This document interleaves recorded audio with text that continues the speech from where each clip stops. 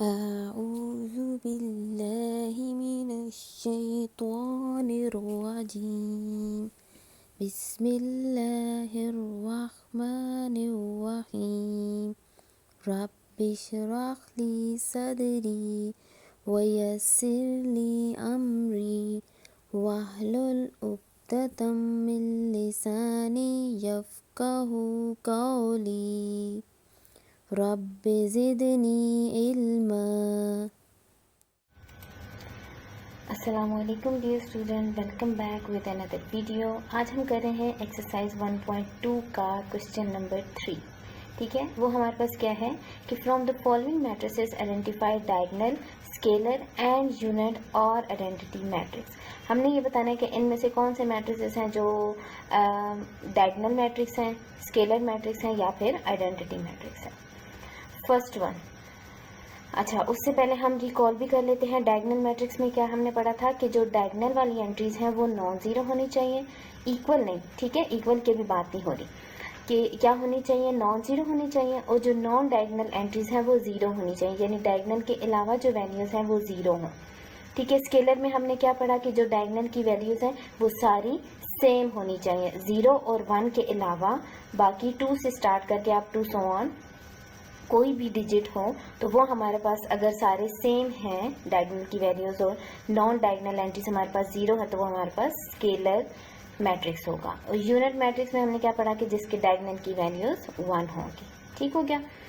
सबसे पहले वाले पे आ जाते हैं। हमारे पास पहला पार्ट है, इसमें 2 रोज और 2 कॉलम्स है, लेकिन अब हमने ज़्यादा जो जिस बात पर फोकस करना है वो हमने इनकी डायगोनल की एंट्रीज पे फोकस करना है। यहाँ पर भी हमारे पास 4 है और यहाँ पे भी 4 है, तो डायगोनल वाली एंट्रीज दोनों सेम है। तो ये हमारे पास कौन सा मैट्रिक्स होगा, स्केलर मैट्रिक्स भी होगा और ये डायगोनल मैट्रिक्स भी होगा। कल हमने पढ़े थे ना नोट, अब वो नोट क्या थे मैं रिकॉल भी कर देती हूँ। ये कि स्केलर और आइडेंटिटी मैट्रिक्स डायगोनल मैट्रिक्स हो सकते हैं, लेकिन जो डायगोनल मैट्रिक्स है वो स्केलर और आइडेंटिटी नहीं हो सकता। ठीक है, तो अभी ये जो हमारे पास स्केलर मैट्रिक आया, हम इसको कह सकते हैं ना कि ये स्केलर मैट्रिक भी है और डायगोनल मैट्रिक्स भी है। उसके बाद नंबर बी है, ये हमारे पास जस्ट डायगोनल है। जस्ट डायगोनल है ना, क्योंकि डायगोनल की वैल्यूज क्या है, नॉन जीरो है। और ये स्केलर तो नहीं हो सकता क्योंकि इसकी डायगोनल की वैल्यूज सेम नहीं है। सो जो बी है वो हमारे पास जस्ट डायगोनल मैट्रिक्स है।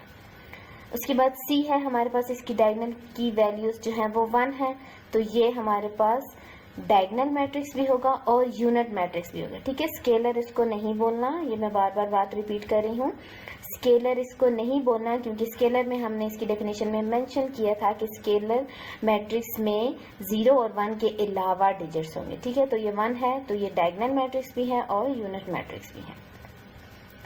डी ऑप्शन, इसमें हमारे पास डायगोनल की जो वैल्यूज हैं हमने कहा था नॉन जीरो होनी चाहिए, तो ये 3 है और एक 0 हो सकती है, दोनों 0 नहीं होनी चाहिए, एक 0 जो है वो हमारे पास एक मेंबर उसका 0 हो सकता है। So this is just diagonal matrix. E 5 minus 3, अब 5 माइनस 3 को पहले सॉल्व करेंगे, यहाँ पे 2 आ जाएगा और यहाँ पे भी 1 + 1 2, तो इसका मतलब है डायगोनल की एंट्रीज दोनों क्या हो गई, 2 2, यानी कि दोनों वैल्यूज सेम हो गई। तो ये हमारे पास स्केलर मैट्रिक्स भी है और साथ में ये हमारे पास डायगोनल मैट्रिक्स भी है, क्योंकि इसकी जो डायगोनल एंट्रीज हैं वो नॉन जीरो हैं और जो नॉन डायगोनल है वो 0 है। आप मुझसे कमेंट करके कुछ भी इन क्वेश्चन से रिलेटेड पूछ सकते हैं। Feel free to ask anything. Thank you so much. Don't forget to like, share and subscribe my channel. Thank you.